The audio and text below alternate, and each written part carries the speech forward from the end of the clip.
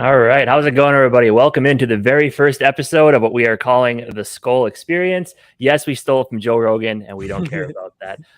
In the first episode, we are joined by Tanishka. I'm sure if you're Vikings fans, have seen her on Vikings Twitter. So we want to start out today. You guys probably know enough about us. Tanishka, tell us a little bit about yourself. You probably just best know me from Vikings Twitter. I also join Climb the Pocket and some other podcasts occasionally. I used to write for Zone Coverage, and I wish I still did, but college is just a lot. So I'm just occasional podcast guest right now. Cool. So how did the Vikings fandom? Are you from like the area Yeah, originally, or what? You I'm are from okay. Minnesota. Yes. Okay, sounds good. Where are you going to college? Case Western. Okay, where is that? I'm in Ohio now. In Ohio. Okay. Nice. Fun stuff. Well, so like this season obviously has been pretty nuts. And I mean, let's just, talk about what happened this last week, which we all know was, I mean, I've been a Vikings fan since 2009. Before then, I wasn't really a big sports guy. So obviously I've seen a lot of ups and downs in my time, but that game was basically every up and down I've ever felt in my time in my life was all present in that one football game, which was nuts. But what were your thoughts going through that game, Tanishka? I had just like you said, the craziest range of emotions, and I think that that's pretty well displayed through my Twitter feed. So I feel like sometimes I just should not be allowed to tweet during games because my emotions are just all over the place. But that might have been my favorite game I ever watched other than the Miracle. And honestly, if the Miracle wasn't a playoff game, this might be up there, like literally right up there too. I think that literally every possible thing that could have happened, and that might have been the best wide receiver game that I personally saw. I'm too young to have ever watched Randy Moss, but what Justin Jefferson did last week was amazing. Like, it's not just, oh, he put up a bunch of yards, it's the way those yards happened. Like, from that 4th and 18, which was so good that you forget about some of his other insane grabs, like the one in overtime to get them to like the 2-yard line. That was crazy too. So it was spectacular. Yeah. Sure. And that catch was the one followed up by, I believe, the 12 men on the field, which Kevin O'Connell made a little snide comment about with Pete Bursich, and I thought that was pretty funny. But Jamie, and I got it on good authority that Randy Moss is pretty good. So but honestly, he's had more 175-yard games than like Randy Moss, a couple other players put together. That was amazing. I could honestly say that was probably one of the best. Yeah, that would easily top 3, if not the best wide receiver game the Vikings ever had. So that was pretty good. Yeah, definitely. I think Randy Moss with the 3 catches for 3 touchdowns against the Cowboys his rookie year on Thanksgiving, season. Which is, we'll talk about the Cowboys later, but Right. Yeah, even that game, I was pretty young for that game. Obviously, you hear that forever. I was 6 years old during the 1998 season. But Randy Moss, I still was able to watch him a little bit. Like, I was old enough to, when we traded Randy Moss to the Raiders, I was like old enough to be upset about that and be like, what? And then he went there, didn't play that great. He still had like a 1,000-yard season, but not the Randy Moss. And then he went to the Patriots and obviously had one of the best, arguably the best wide receiver season ever. 22 touchdowns. Yeah, that was insane. Still the record on that. Yeah, and they lost they lost in the Super Bowl, and I think was that the helmet catch? I can't remember. Yeah, it was the Giants. But yeah, I mean, Justin Jefferson, I mean, there's nothing really to say about him anymore. He's the best wide receiver in the league. I'll say. Well, then, I mean, everyone wants to talk about his catches, but then, you don't.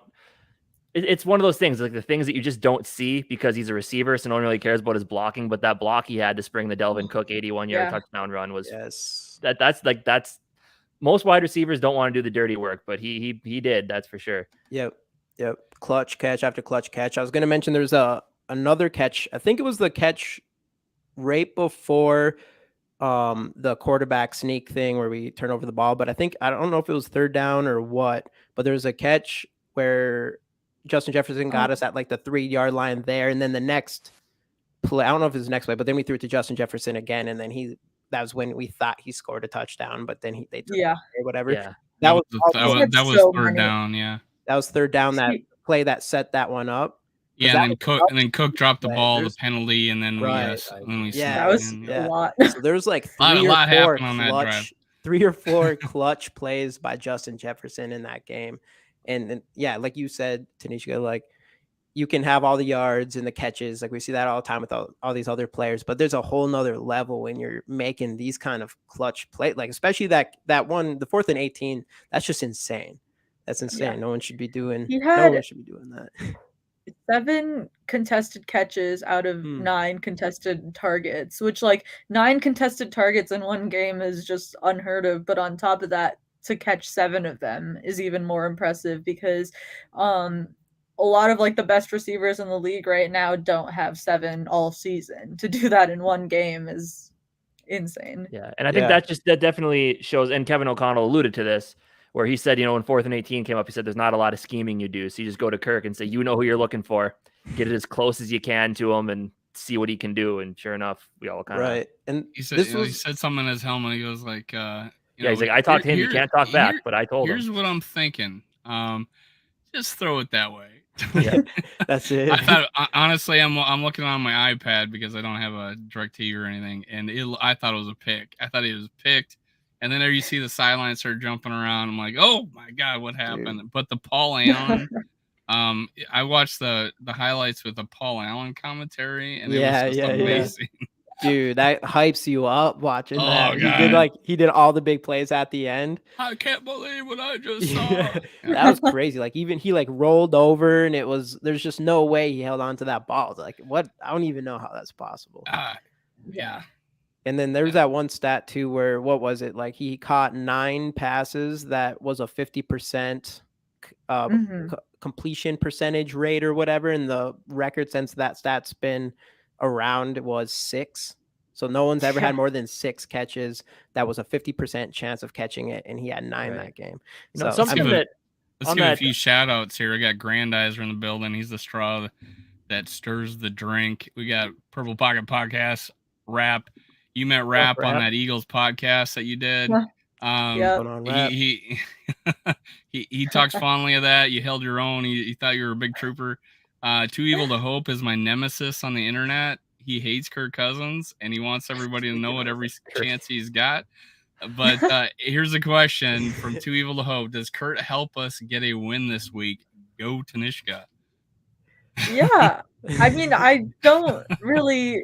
He has to, because if we don't win, then it's probably something. But I think that this week should be just fine. Like the injury report, I saw that today. I don't really know. It's Wednesday, and they didn't really practice today, so I'm not too worried about that yet. But hopefully that gets better and we get Darrisaw back, because going against Micah Parsons and DeMarcus Lawrence, you really need Christian Darrisaw. But the Cowboys defense hasn't been as of late, it hasn't been as dominant as it was early in the season or even last year, especially in the run game. You get Cook and Madison going, get Cousins comfortable, and then you should be fine.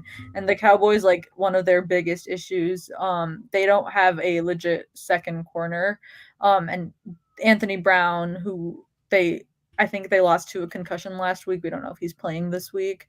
So that should open the door, if not for Jefferson, at least more for our second and third receivers, who haven't produced as much as I wish they would have. But this is a pretty favorable matchup for them. So hopefully they get going a little bit too. But I mean, everything seems on paper, it should be a matchup that we can win, just because I think this team being so dominant in the trenches this year, both offensively and defensively, you feel like you can hold up against anyone just because of that.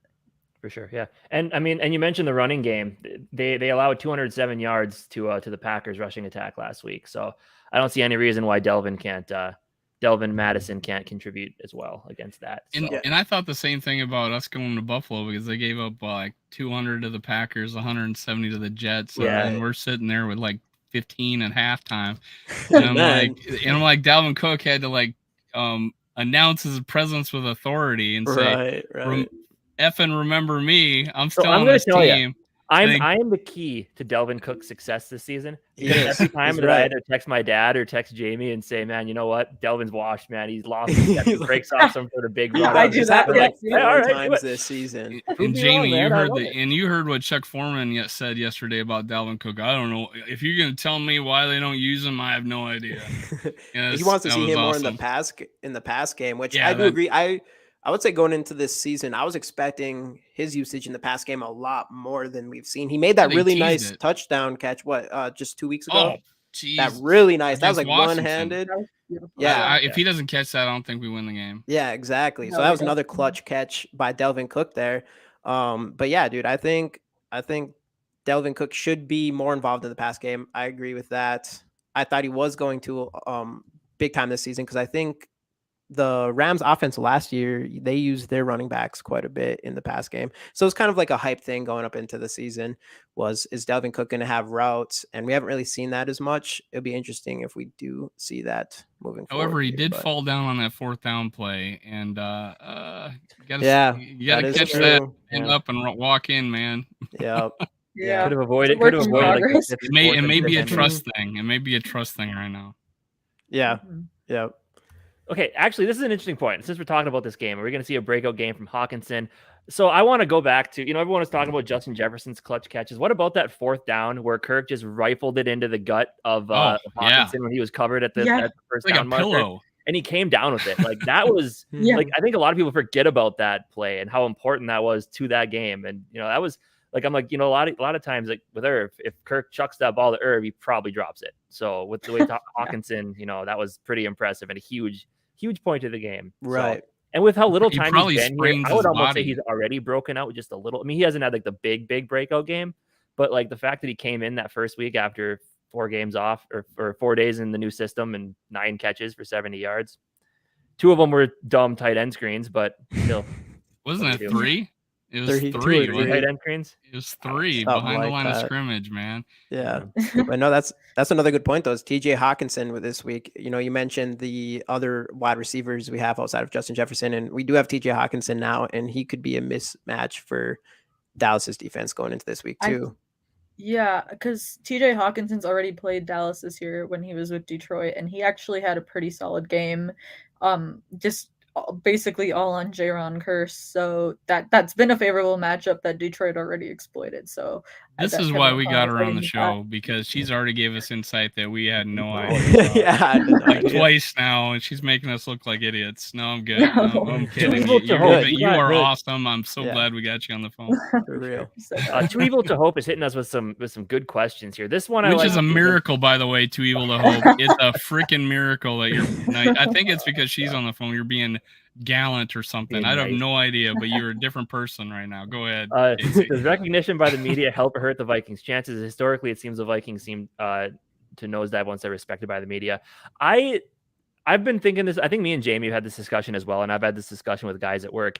Something about the way Kevin O'Connell coaches, it just strikes me as he's the type that's good. Zimmer. I felt like Zimmer never really knew how to coach a team with expectation.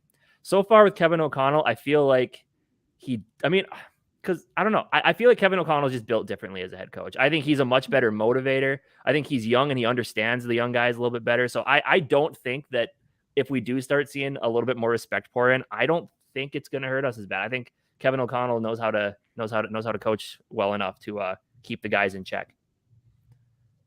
Yeah. If you ask me. I also think that they're not being completely respected by the media either. I think I've seen more instances where the media has talked about why Buffalo falling off more than giving us praise. I feel like the only real praise I've seen is ironically the Florio power rankings that have us number 1. And maybe one or two other pages.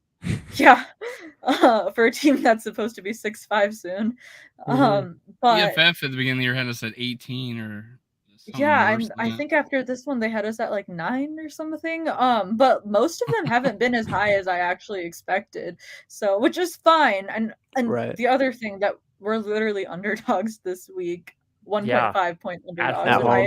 don't begin to understand. But honestly, if they're better this way, that's fine. But even on that point, I do think O'Connell is a better, like, he's better built to handle these situations too, I think, because of like what he dealt with in Los Angeles. Like, he knows what it takes to win it all, and like when those expectations are on you, because like in that Super Bowl and I think in the NFC Championship too, they were favored in both of those games.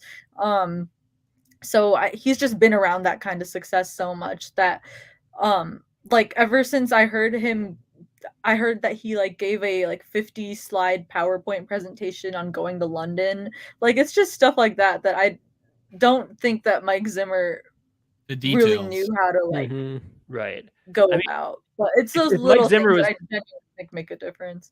Yeah, if Mike Zimmer was still coaching this team, we never would have been exposed to Kirk O'Chains. He may be retired now, but we never would have seen would have seen anything like that if Zimmer was still here. No, that's definitely. We have like 4 or 5 wins somehow. Tanishka, yeah. You're talking about the Vikings.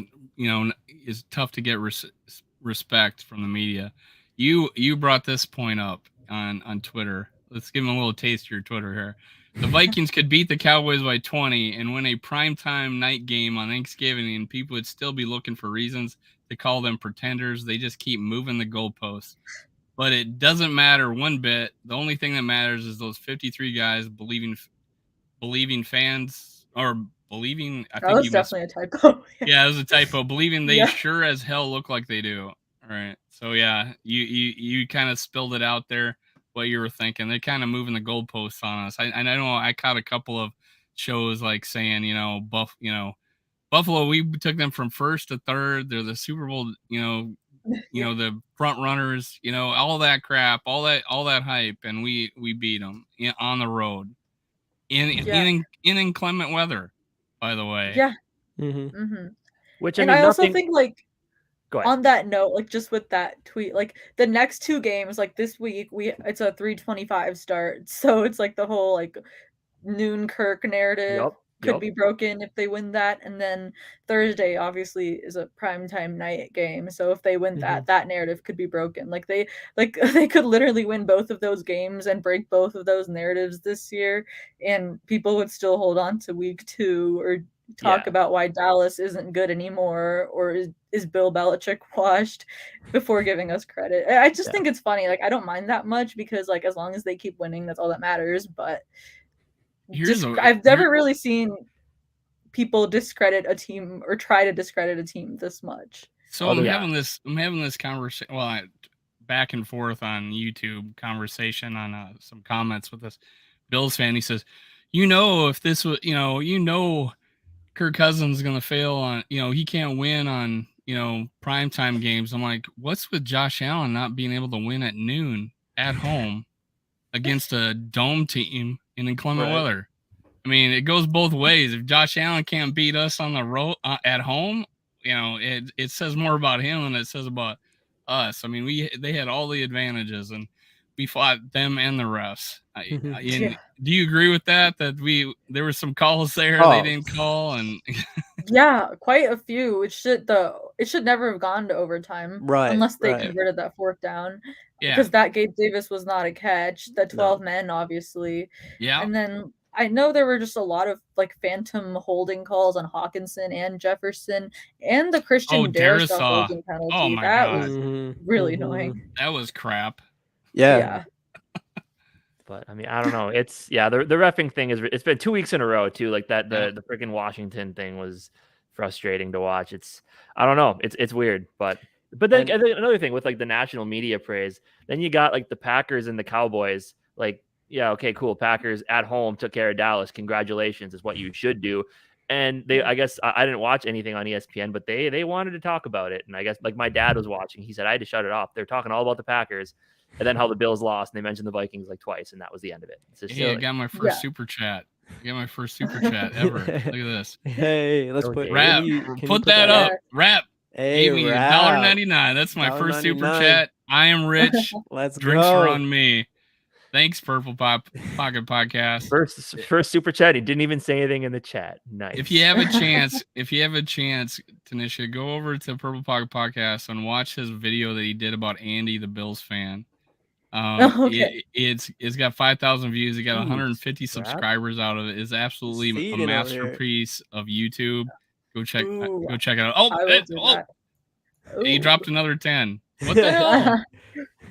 I need a drink, man. He's setting this up for when he hits 1,000 subscribers. Yeah. Dude, I am not did. returning He the did. favor, so Subscribers. quit.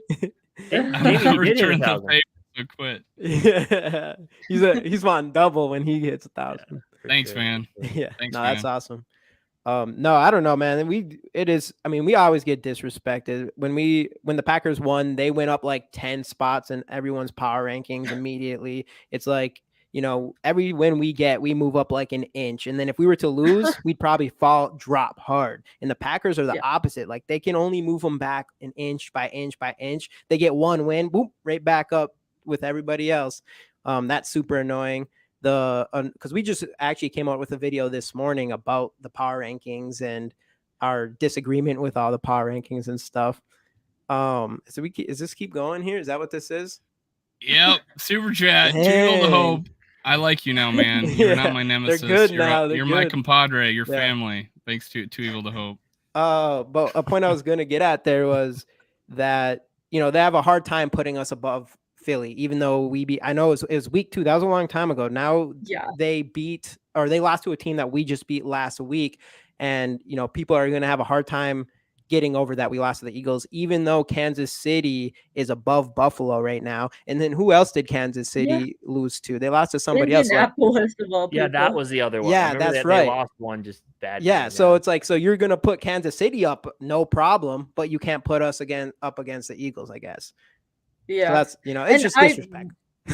I want that rematch really, really bad, because And that week 2 game does not one bit reflect who we are now. Like it was week 2 with the new system on both sides of the ball, a rookie head coach making his first primetime coaching, and like it was his second week basically on the job in the regular season, and the team is just much better now. Like they're comfortable within the system, especially defensively. I just see them growing in it every week, and even like offensively, you got Hawkinson now, so and Jefferson's not having that bad of a game again, so like if we play them in the playoffs, I'm completely okay with that, because also, I'm really interested to see where Philly's season goes a little bit now, because like how will they respond from their loss, and just some of the injuries that are starting to pile up for them. And just, I know they signed Linval Joseph today, but I don't know how much of an impact Linval Joseph in 2022 really makes. If they expect him to start and play a bunch of downs, because that team can't stop the run. And the gauntlet of running backs and Justin Fields that they have coming up, there's some potential for some more losses there. So the 1 seed is definitely still in play. Like our schedules are also very similar. Like we both have a lot of the same teams, so it'll be interesting to see how it goes down the stretch. Yeah, we got to play the Cowboys and Giants, and Indianapolis too. Yeah, and Packers. Yeah, they do have a tough run. Tanishka, I really agree with the point you made a bit ago about why did it just escape my mind. Jamie, say something. I'll think. Production value. I'd still picking the Eagles over the Packers. Even if I'm not. No, I can't. I hate the Packers so much. The one I'm like as much of a Packer hater as I'm a Viking fan. So I don't want. It's like I don't want the Packers to have a chance in the playoffs. I don't want the Packers to make the playoffs ever. Me neither. It's hilarious when they don't. I kind of would root for the Eagles will, even if they win that one. But but honestly, whoever loses that, I'll pretty much enjoy. So like as much as we get disrespected, the Packers get praised. Like they're the opposite of us when it comes to that, and it's the most annoying thing, and I hate it, and that makes me hate the Packers. Rap's comment made me remember what I was saying. Will Kirk Cousins eat a turkey leg on Thanksgiving? I sure hope so. But the point you made earlier, Tanishka, about how like the next 2 games really like will dispose like those narratives of how Kirk plays in those big ticket primetime games. I mean, we get the Romo and Nance experience on Sunday, and then four nights later, prime time, Thanksgiving, everybody's gonna be watching. You get the Patriots at home, Sunday Night Football. Like that this week, if we can make it through this week, where in 10-day stretch, you beat the Bills, and then you take two prime time big national televised games and win them. That should at least put the Vikings at number 2 in the power rankings in Philadelphia. But we'll see what they decide to do. But I mean, even if we went 2-2 in this 4-game stretch that we're in, we starting with the Bills, people would probably be pretty happy about that. But what if we sweep it? You know what I'm saying? We can. What if we why sweep not? it? And we Teams can do can't that. beat We're not playing. It doesn't matter what we say. We're not on the field, so we can look ahead all we freaking want. I say that all the time. Yeah, for sure. Yeah, no, we're winning those. No question. Yeah, I got this from Tanishka's Twitter. Because we pull out the win every week, it's easy to forget about Greg Joseph's misses, but it's probably time to get concerned about the kicking situation. What do you think about that? What should we do to remedy it? Should we bring in somebody in practice squad to like light a fire? Here's the thing, like he's missed 9 kicks in 9 games now, and they almost always just seem to come we got you here. time. That's why we got you on this channel, to bring up stuff like that. Good, go ahead. Like, I don't necessarily mind the misses over the 50-yard line because those are just tougher to make, but it's the extra points that really irk me because like that could have turned out really bad, that miss. And then there was another like 1 or 2 extra points. I think he missed one in the Saints game, but like I'm not ready to say cut him yet just because the vibes are so good and the team chemistry is like all there. I don't want to do anything that's going to ruin that. But there needs to be some way to either fix that or push him, because if something happens in the playoffs and we lose because of Greg Joseph, it's just going to be a really tough pill to swallow knowing that it was a trend all season. Especially if it's an extra point. If it's an extra point, and you're right, he misses the extra points at the worst time. Like there's no overtime unless the Bills scored a touchdown or whatever without that extra point. Or if we would have made that extra point. He missed like 4 last year and he missed 4 this year already, but I guess he's 100% accurate inside the 50 right now, which is, hey, there's a couple of games where I said, hey, let's not open up the game on a drive with a 56-yard field goal, punt them, play field position. And they don't do it. And at the Lions game, we have a 0-0. We kick a 56-yarder, which should have been his best.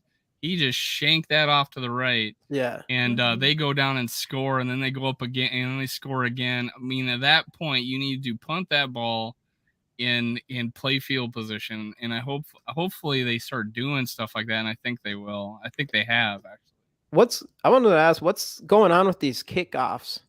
Why are we kicking outside of the end zone here? Yeah. I at first I thought it was a game plan thing. Now I just don't know if he can get there. I think it has to be game plan. I think that side of the field where he was kicking from, the times he was doing it, he was short because I think the other kicker was short once or twice too.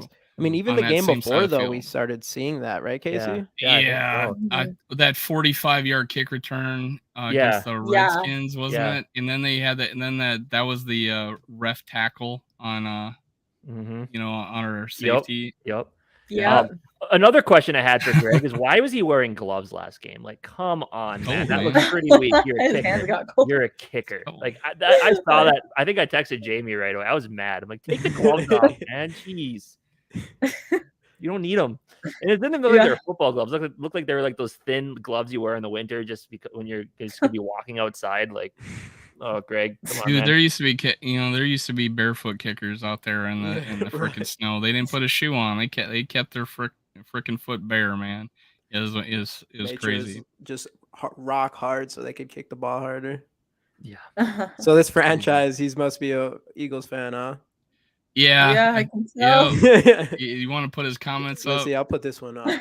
You have gotten a lot better since week 2, but Justin Jefferson has to do more when he's on Slay for y'all to get anything going great. That's very true. Going again. That's valid. Yeah. I agree. I would say so. Darius Slay had him locked down that game. Yeah, but that was in week 2. Week 2. Look at what Justin Jefferson is now. He catch all over Slay. He doesn't have these games. Like, he has them maybe once a year. Like, I guess last year against Dallas, that was his like bad game where he had like 20 yards. Got it out of the way early in the season. It's done. Got it out early. Yeah, exactly. It's done. A franchise. We'll be at home in the NFC title game if you can make it. You got a standing date, NFC title game. Yep. On this podcast right now. We'll wait for you. You can pay us back for decorating the Rocky statue. What will they do? Like go decorate that spoon and that cherry that you guys got? Yeah, or what would they go do in Minneapolis?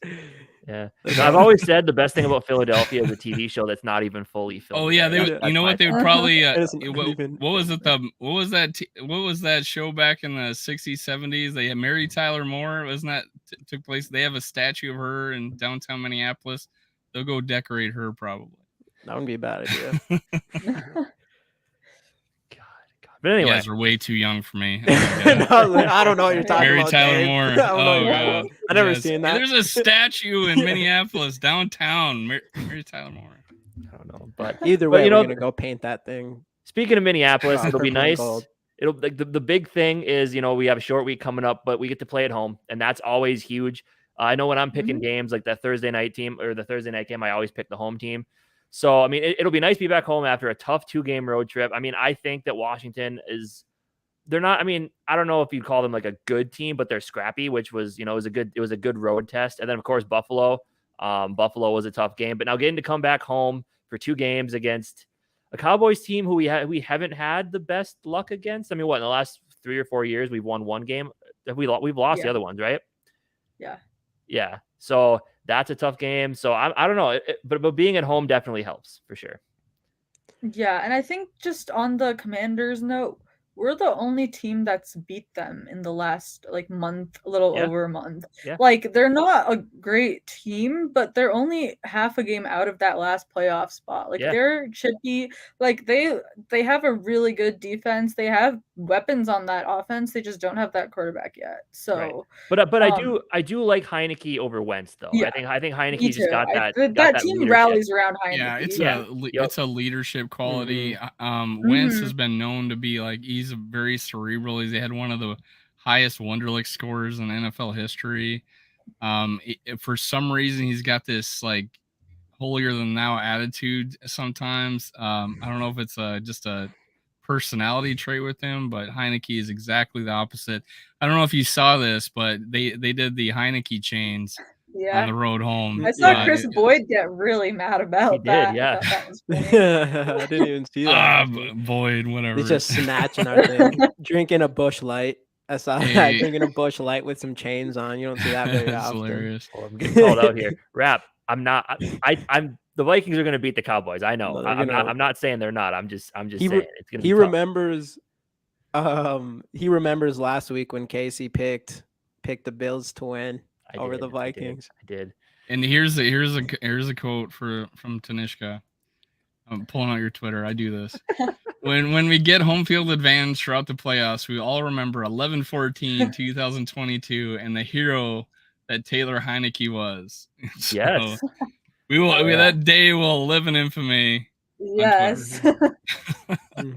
Hey, I did get by the way, make sure you go to Chuck Foreman 44.com.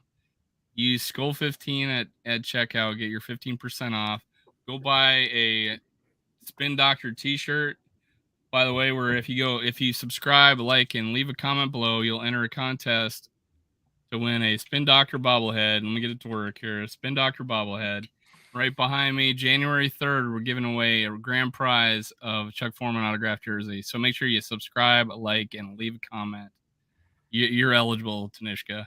So make sure you subscribe, like, and comment. But speaking of the Cowboys, let's get into this game a little bit more. Yesterday, when you were talking to Chuck, he brought up the play that also goes down in Vikings infamy. The first Hail Mary, the first, the non-called offensive pass interference, push off, whatever you want to call it.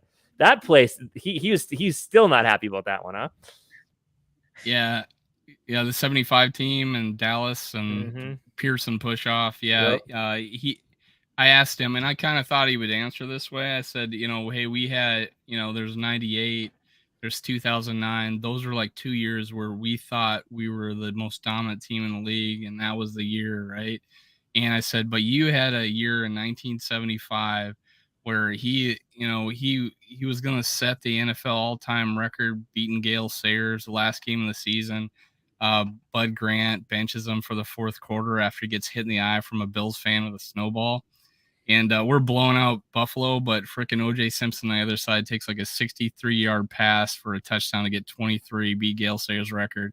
And later that day, this guy named Otis, whatever, beats him by 6 yards for the rushing title. He would have had a triple crown receiving receptions of 73. Rushing, I think he had 1,070. Remember, they played 14 games, and you had to block with your elbows back in those days. So, and I forget the touchdown record, and he got beat all because he sat the fourth quarter. And I asked him, what was the conversation like? He says, "Yo, you didn't have a say in it back then. That was Bud Grant." But he had listed that as the best team in Vikings history. And honestly, Fran Tarkenton's numbers would, if you put that on a 16-game season, you could, and with the holding that they did back then, you put that against any quarterback season in history, it would stand up pretty good. Well, that was actually, I'm going to bring up a question. I bring the history, Tanishka. Yeah, that's what we need. You bring the Twitter, I bring the old guys. Yeah, that was the thing that in the offseason, there was some stuff buzzing about Kirk Cousins being the best quarterback in Vikings history. Like, that was something that happened, and we ended up making a video on it, saying we think it's Fran Tarkenton, even though we didn't even get to watch him.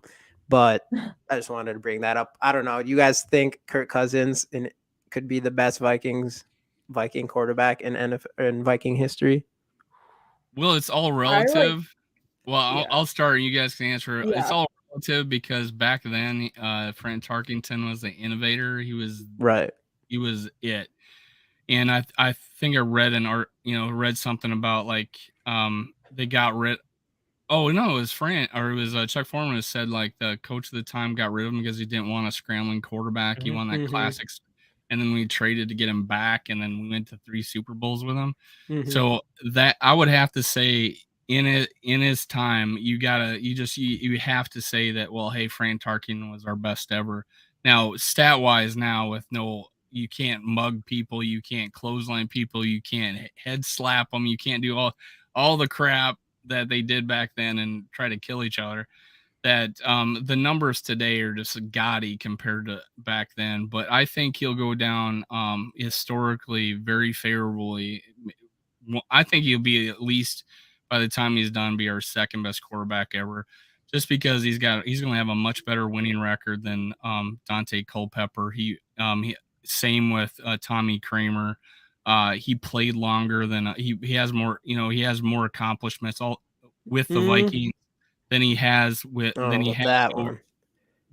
over what's his name? He won the Super Bowl with the Buccaneers. Brad Johnson, and another one like Wade Wilson. So he beats those guys. I think Culpepper and him were like this. But hey, Culpepper had his sub 500 record. Kirk Cousins is like probably 9 or 10 games up right now with this season going on. So you got to put that. I think you got to put that into consideration. Him being like second. I could put that in consideration. I think I need to see more playoff success from Kirk Cousins before I'm gonna I don't know. I don't care if someone's opinion is like wins isn't a quarterback stat, whatever. But at the end of the day, like I think a quarterback, it's hard to put a guy number one if he's for us only has been in we've won one playoff game with him since he's been here, even though we've had decent records, not even as good as we were hoping, I would say, up until this point. So hopefully, that could be the year. This could be the year, and hopefully that we go deep into playoffs. And then if we do that with him, I think I'll feel better about Kirk Cousins. I am so far this year, but this isn't the first time where Kirk Cousins, I'm like, all right, Kirk Cousins is that guy just for him to crumble. I've seen it before every single year literally up to this point, and hopefully this isn't that way. And man, I do think the KOC and the Kirko chains and all that stuff, like I do feel like that could be enough to kind of change his mindset a little bit. There's no question that he's a different quarterback this year at the end of games.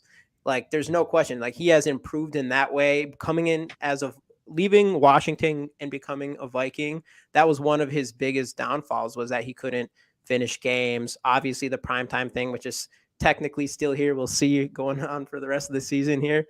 But he has definitely overcame the last 2 minute drive thing and the end of game thing. No questions about it. If anything, that is like his best attribute this entire season. So we'll see here. There is some silver lining in that prime time. I think he's 500 on Sunday night, but he's like 2-9 on Monday night, and the Super Bowl is not played on Monday night. So there we go. Exactly. Okay, I like it. We got a 50-50 shot. Yeah, we got a 50-50 shot. I think like that's true. The biggest thing with him, I think this year, like the stats, if you just look at them, are not like if you ignored everything and just looked at the stats, you would think he's having the worst season of his career. He's only on pace for like 20 something touchdowns. But like that doesn't matter one bit because of how well he is playing in those clutch moments. And I think the biggest thing this year is that he's finally just got it through his head that he just needs to throw it up to Jefferson.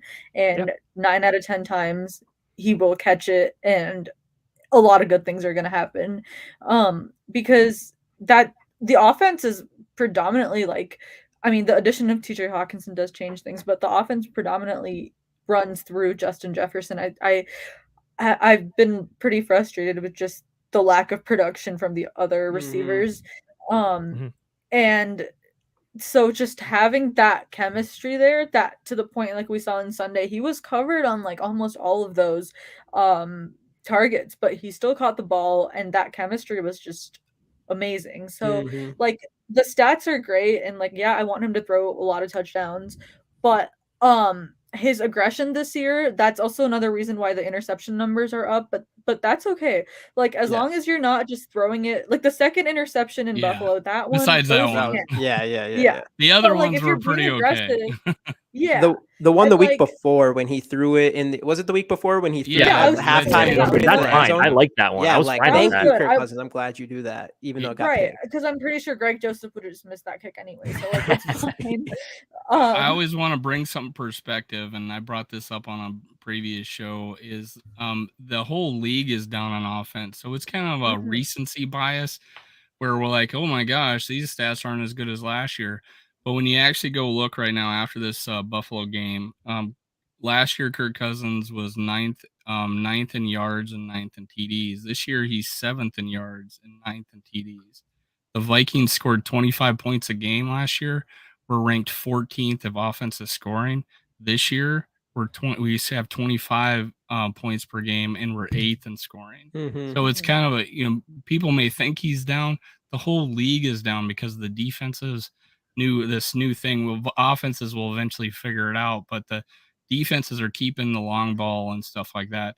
But as far as where his place is with the rest of the league, he is basically the same. But his stats are down. Yeah. But compared to the rest of the league, he's keeping pace. Yeah, exactly. And that was a really good point, Tanishka, where you said. What about my point? Do I get a good point? No, go ahead. Dave's point was Tanishka gets all the credit on this show. Dave's point was a B. Tanishka's was an A. No, I just think it's a. It's perfect saying that this year, in my opinion, I think this is Kirk Cousins' best year as a Vikings quarterback because he is coming clutch in those areas. And people who love stats and want to say, "Oh, you're good because you have good stats, quarterback, whatever." This is an argument. This is where I would come from the argument where I think Kirk is better this year. His stats aren't even as good as they have before, but he's coming in clutch situations and he's winning games even without the stats. And I think that is far more important than having a lot of stats when it comes down to who's the best quarterback. And this is why I think 5 come from behind victories. He only had 4 last year, and we still got like half the season left, and he's already got 5. Right. The hardcore haters though, they're flip flopping here because last year is like stats cool, where are the wins? Now this year it's like wins cool, where are the stats? It's like I don't know what you want. That's just how it works to be a sports fan. But I want to answer this Kirk Cousins question too by bringing up Justin's comment here. Fair or not, nothing short of a Super Bowl would get him past Fran. Kirk was over 100 games played behind, and even with the skewed stats due to era, Fran was the Mahomes of his era, which is very true. If Kirk Cousins were to win a Super Bowl, he would be the number 1 quarterback in Vikings history, and you'd see a nice gold statue of him outside US Bank Stadium, and I would be 100% absolutely 100% accurate. Yeah, a Super Bowl win, you can have anything you want. That's I don't Justin, care. by the way. He's Yeah. That's Justin, by the way. He's my co-host on Tuesday night. If you're listening for the first time, which would be the first time since this is our first show, go to Purple and Gold for days. Make sure you sub. We appear on Tuesday nights, 6:30 Central, 7:30 Eastern time, and it's called Under the Lights. I like it. I like it. I wanted to bring up Almost as cool as the Skol Experience. Yeah. Almost. They're both Almost. they're both up there. They're both people. So do you guys think the catch Justin Jefferson made was the best in NFL history? Yes. Yeah. I mean, recency bias is a thing. Recency bias is a thing, but I mean, just like the situation that you were in, we saw the Minneapolis Miracle, which I mean, if you're talking just like catch, it was a routine catch, but the play was amazing. Yeah. But like, just the situation he was in, the fact that he was just getting like just mauled by defenders, they had their hands on the ball, he was one-handed, and somehow everyone wants to talk about OBJ's catch. This was basically OBJ's catch with a defender. Yeah, with the defender holding on the ball with two hands. OBJ's catch was contested, basically. Yes, exactly. Yeah. So I mean, and OBJ is kind of the one that made like the one-handed, like leaning back catch kind of popular, make people want to try it. But but it was an interesting because I was watching Kevin O'Connell talk to Pete Bursich today, and they had asked him about that play and Kirk Cousins, and he said, Kirk's first thing was like, I could have thrown the ball differently. So it's like it's cool to see, like, even after a cool play like that where you just toss it up and gave your guy a shot, he still is like, I'm mad that I didn't make the catch easier for Justin Jefferson. Right. So I don't know. I just think Kirk this year, there's something different, but I think he's allowed to be himself. I didn't buy into the whole like him and Zimmer's thing after the game with the shoving thing. I didn't buy into that, but now that the fact that I've heard everything else, it's legit. I looked back at that and I was like, see what we can do. I thought that he was like, see what we can do. Let me throw the ball. Yeah. And even Patrick P thought that was real. Like that he was mad. Because he went up and grabbed him right away. George Pickens had, let's see. What are you doing here, Rap? What are you doing here? He had a cool one, but that was cool. just like a random catch on like 2nd and 5, or I don't know what it was, but like the stakes were not there. Right. And like it was a cool catch, but this one was just the sheer physics of the fact that how that not hit the ground and it stuck to his forearm. That doesn't make any sense. Now there's some now bring the history into it. Lynn Swann in the Super Bowl against the Cowboys, there was a deflection. Pass was defended, popped in the air. He's fallen to the ground and catches it. Great catch, but not as acrobatic as something like the OBJ. And then the helmet catch against the Patriots by, I forget what's his name, but OBJ's actually, he fought off a guy, doesn't go out of bounds, and he sees a ball coming and just quickly throws up his arm, gets that catch, and just, it was like glue. Mm-hmm. Still I give that number 2, and it was a touchdown, so you give some points for that. But the fact that Justin Jefferson had to fight a guy who literally had it in both of his hands, was able to get it away from him, and still have it not hit the ground like that, is still, I can't, you can't tell me any different that is not the best. Well, and let's not forget earlier on, former Minnesota, and to throw Vikings 4 other amazing catches in the game on top of that. But we were talking about catch of the year. Like, let's not forget former Minnesota Viking and Minneapolis Miracle Man Stephon Diggs. He had a pretty insane catch earlier on as well. Yeah, true. Everyone forgot about that because of Justin. For sure. But that was a really good catch. It was fantastic. And Stephon Diggs has always been doing that, and that's kind of the cool thing. But we're talking about Jefferson and we're talking about a Diggs. Let's flip it to a different Diggs here. This weekend, big matchup here. It.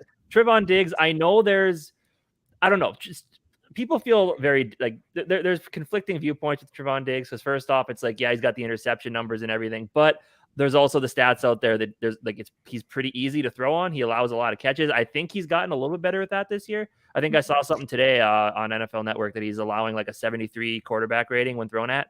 So that's obviously good for him. What's that? Yeah, that's probably good for him. He was really bad last year. Mm-hmm. He got all the picks. He was really flashy last year. Like the interceptions were cool, but he was really easy to throw on. But I think this year he's technically like better. He's more sound. There's actually like other teams that are struggling to throw it on him. I think the only receiver that really had his way with him was Cooper Kupp, but Cooper Kupp is really good. So that's valid.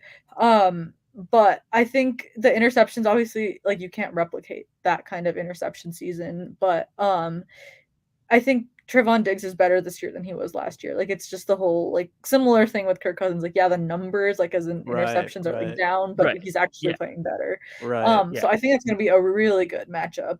I do think that last year, I don't know how much of it was the whole like primetime Kirk thing. Like I know Kirk didn't play that great in that Cowboys game, and then Trevon Diggs had like I saw stats where he held Justin Jefferson to like 1 catch for 3 yards or whatever it was. So like whatever it was last year, I don't think it's going to repeat this year. I hope not. But I think that Jefferson can and should be able to win that matchup. For sure. Trivia question. Who has the all-time record of interceptions? Paul Krause does, I believe. Good job, Minnesota man. Vikings legend. I think it's 81, and he had 10 in he's 1975. It's like far and away the best too, right? I think the next closest. It's like the next is like 60-something. I think that might be Ed Reed. I don't know. Yeah, I don't think that one's ever going to be caught. It's a tough one. That's a tough one. Be tough. But, speaking of corners, let's 81 interceptions. SK says that's fair. Yeah, going on SK. Nuts. Yeah, SK, the Godfather. Our boss is looking in on CEO, the CEO of the Purple Code. Yeah. We all do content on a YouTube channel called the Purple Code. If you're listening for the first time, which we know you are because it's our first episode, go to the Purple Code. Go hit subscribe on there. Yeah. So let's talk a little bit about the cornerbacks for our team here. So you got Patrick Peterson, who coming into this year, I thought, lost a step, obviously, as he should. He's getting older, but he's really taken some ownership this year to leadership on the field, as well as just his play or off the field, as well as his play on the field. I think he's been very impressive. I mean, obviously he's not that Patrick Peterson of old, but he's showing us he still has some stuff left in the tank. And on the other side, it's been, Cam Dantzler has been, he was, playing pretty well. Then the injury happened. And this last week we lose Evans to a concussion. They just leave freaking Andrew Booth on an island on Diggs, or not necessarily on an island. I think Harrison Smith was helping him a little bit, but I mean, I didn't like that matchup. But then Duke Shelley comes in, gets called up off the practice squad, and has an amazing breakup in the front corner of the end zone on Dawson Knox there. Yeah, that was fantastic. Not getting that by me. Right, for sure. But that weak shit out of here. Yes. But I don't know. It's gonna be tough this week because obviously CeeDee Lamb had a huge week last week, 11 catches for 150. Obviously Michael Gallup, they got him. He's still working his way back from that injury. And then Dalton Schultz is a solid tight end. So they're gonna have. It'll be interesting. I mean, obviously, we don't do the shadowing thing, right? Like Patrick Peterson doesn't follow their number one. I think they just kind of play sides or whatever. So it'll be interesting if they, the Cowboys try to get CeeDee Lamb lined up on anybody else other than Patrick Peterson, honestly, because whoever be going against isn't gonna have a ton of experience. Yeah. How are we feeling about that matchup? I'm a little bit concerned, but I guess we'll see. I think a Caleb Evans being in concussion protocol is like pretty big because you're really forced to be deep on that corner depth chart right now because obviously Dantzler is hurt and Booth, I'm really excited that he's getting defensive snaps, and in the long term that's going to be great for his development. But right now it's probably better that he's not on the field. I was really encouraged by Evans, even in that one touchdown he did allow to Gabe Davis, the coverage was really good. The catch was just better. Yeah. So I hope Evans can play because if Evans, I'm okay with Evans and Peterson unless there's more injuries that's fine. That can hold up till Dantzler is back. But I think CeeDee Lamb is a really good receiver and he could give fits to basically any corner, I think.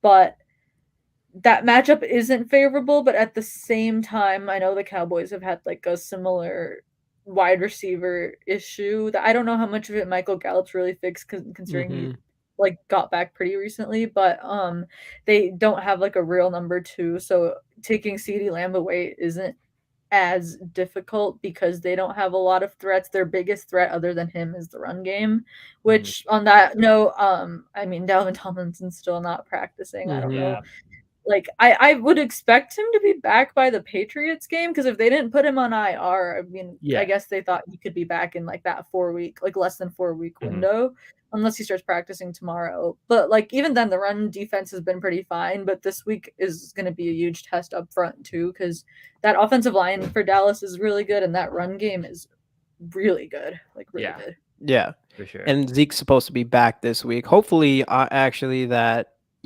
Jerry Jones he loves is. Zeke, so I kind of Pollard's want him better, to. so I hope he's Yeah, I back. know that's what I was gonna go with. Yeah, so hopefully we do see some Zeke this week, because they want him to be the starting running back for whatever reason, even though Pollard's kind of came in and took off by himself. So that could be beneficial. But the kind of running backs like Pollard are usually the kind of running backs the Vikings don't play well against. Up until this year, hasn't been a problem, but like in Kamara. years past, like Kamara's Years ago. Kamara 6 Yeah. touchdowns, 2 years ago. whatever. All right, we will not talk about that. Yeah. But yeah, the guys that can catch the ball in the backfield, like those type of really fast, agile type running backs, and that is what we'd face in Pollard. And so far, I've said that every single time we've played one this year, and we've been able to hold our own against them. So hopefully that just keeps going. But here's one of the most amazing stats of the year. Would you believe me if I told you that Patrick Peterson has played 100% of the snaps on defense? I had heard that. That's still there. so 100. impressive. Footballreference.com. Check it out. But That's really impressive. yeah. But speaking of like the Cowboys not having a really great second option, and I agree with Tanishka on this point as well. I've been very disappointed in the guys behind Jefferson. Thielen, I hate to say it, man. Like, I mean, he's losing a step, right? I mean, his hands aren't as good as they used to be. He was on K-Fan, and they were talking about how he was tied for like the least drops in the NFL, and he was even surprised. He's like, I feel like I've dropped a lot of passes this year. Like, I thought I counted like 3 in the Dallas game, so that's been a little disappointing. Or not Dallas, Washington game. So that's been disappointing. And then KJ, obviously, me and Jamie kind of had him pegged as a guy that would break out to be a true number 2, and he's got a lot of talent. And but he's not gonna. I don't think at this point he doesn't look like he's gonna be that true like number 2 wide receiver. So, I mean, at this point, I mean, I know obviously he still wouldn't be playing for us, but right now, would you have rather have traded down and gotten who we got with those picks, or just taken Jameson Williams, been set up for the next 4 seasons? Absolutely taken Jameson Williams. I've been begging for a receiver for a while now. And I mean, Jameson Williams is actually supposed to play in December at some point. And I don't know. I just think that if that was the case and he was on our team, getting the best deep threat in the NFL draft as you're trying to make a Super Bowl run, that would have been a humongous boost to this offense. Right. And I love Andrew Booth. I didn't know too much about Lewis Cine before we drafted him, other than the MVP of that national championship. But like, I'm happy with those two, and I hope they develop in the long term. But I won't lie when I say I really wanted Jameson Williams, or just a receiver in general. And I think that they're going to need to spend a high pick on one. At this point, that's basically just a first-round pick next year, because they don't have their second. So it's just got to be done. I think Thielen can be a really good number 3 now, maybe that Larry Fitzgerald kind of thing. KJ's not going to be re-signed. I don't know. He doesn't catch balls when there's a defender around. Like, if he's got like 5 yards of separation, he's got it easy. But if there's a defender that like touches him, he doesn't catch it. And it's just been really frustrating, because I thought the step he took last year was so good, but he's basically regressed this year. Oh yeah, for sure. I will give him a little bit of credit. That was a pretty awesome 2-yard run by him. I thought he didn't make it. I thought he didn't make it 3 times, and he ended up getting it. Right, for sure. I just think that, like, if they had a true number 2, this offense would be so much more dangerous. I mean, the passing offense is literally still just Justin Jefferson. Like, TJ Hawkinson is helping, and he will continue to help as he gets more acclimated. But like, when it's not Jefferson, that's when you kind of see Kirk panic, because there's just nobody else who can consistently get open. Yeah, definitely. You know what they need to do, though? They need to get the ball to Jamie's high school classmate a little bit more, I think. Get back to those CJ Ham passing. Yeah, CJ Ham. I forgot he was on the team. No, I hadn't seen Actually, him up until that point, I graduated high school with CJ Ham. That Casey referenced, but so I always look for him all the time. It's a cool story, cool watching him become who he is now. But during that game, I actually was sitting there like I didn't see CJ Ham out there at all. Like the first half of the game, I didn't see him. Like, you're not even using him now. And then all of a sudden they put him in and have him rush a touchdown, which I thought was. And I think it's so cool, good when they have him in there. I think our play action is just that much better, and the threat of him catching it out of the backfields there. Right. I think it could be, even though it's not flashy and it's not 11 personnel or whatever. I think it's actually very deceptive. You could do so much out of it. And even with the running game, even if he was used as a decoy on the block and we do a counter or something to that effect, having him in there, it just leads us to a whole avenue. And by the way, he is also University of Augustana in Sioux Falls, South Dakota. Oh yeah, it's part South Dakota boy.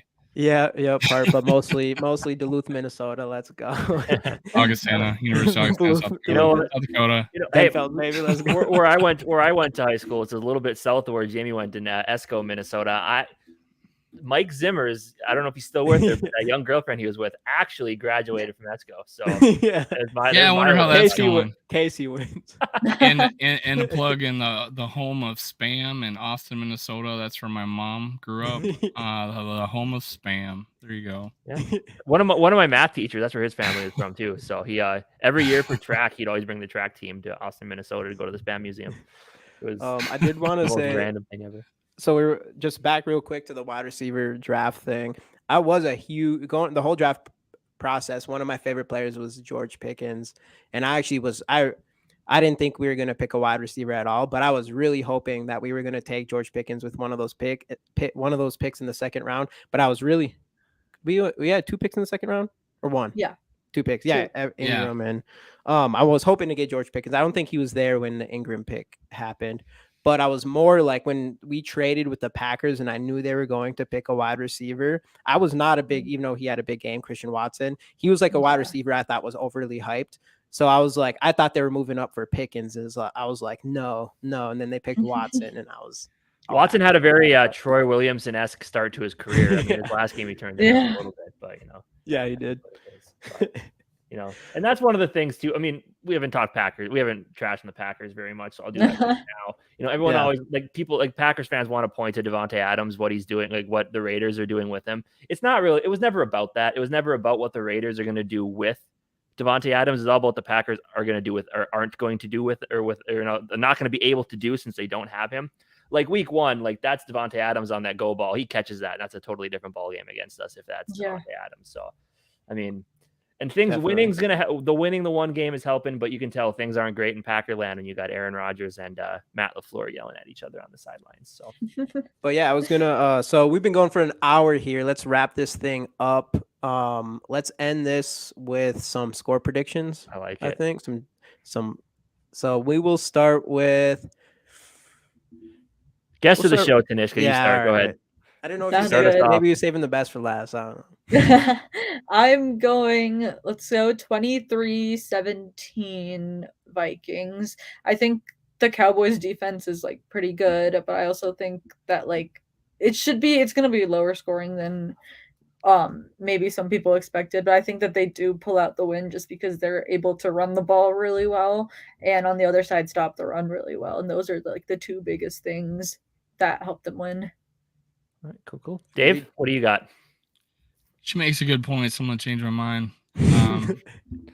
I think I said the other day. I forget when it was, but 31. I was saying it was gonna be 31-27, but it don't make any sense. So I'm gonna go with 24-21. Vikings. So I think it's gonna be a close game. So I'm gonna go with 3 points. Yeah. So we'll end. I was right. I was a 3-point. I said 2017 Vikings against Buffalo, and they won by 3. So forgot what I put. I'm the purple Nostradamus. Yeah. We'll end with Casey since he picked the Bills last week, just because who knows what he'll pick at this point. I'm going to go with Vikings, of course. I'm going to take your 31, and I'll give them 24. I think this is going to be a little higher scoring than what a lot of people might think. Yeah. So I'm going to say 31-24. And Casey, what do you got? I did pick the squad to lose last week, and they proved me wrong, which was great. And then I also said that I will never ever, like, I tried it against the Washington game. I will never ever pick this team to win by more than one possession. So I'm gonna go 27-24 Vikes with Greg Joseph coming back. No missed kicks this game. He's gonna win us the game with like a 49 yarder. 56. I want him to hit that 56 yarder. It'll have to be below 50. But this is going to be a huge stretch. I mean, if we can go 2-0 in this stretch, I think the legitimacy of this team goes up exponentially. Even 1-1, you feel pretty good. You just don't want to drop both of them, And I with the way this team is playing right now, I really don't think that's going to happen. And then hopefully we can get our first like non-anxiety ridden win here and actually blow the team for one. No, I mean it's fun when you win them, but it's stressful the whole time. Like it's worth it when you go to the end. Pretty applicable. Yeah, like yeah. But we're playing on the edge here. We're dangerous. I don't like it. I want just an easy win, but who knows? We probably won't do it. All right. Yeah, and hours are pretty good length. The first episode. Round of applause for Tanishka. Thanks for joining us. Really appreciate it. Thanks for having me. Yeah, your insight was. See, Dave, you're 100% right. She had the stats. She had the stats and everything at the ready. You knew your shit. I told them you knew your shit. I believed it. They didn't believe me. No, I'm kidding. I believed it. Yeah, but perfect. So thanks for joining us. Thanks everybody else for joining us as well. It was a lot of fun. Dave, I'm sure you want to thank people for their super chat donations too. Yeah, that'd be nice for you to do. Yeah, you guys were all pretty cool about that. It's People to Hope and Purple Pocket Podcast. Thanks, and thanks for everybody watching this first ever episode of the knockoff Joe Rogan show, the Skol Experience. We will see you guys next Wednesday. Thank you for joining. Skol Vikes.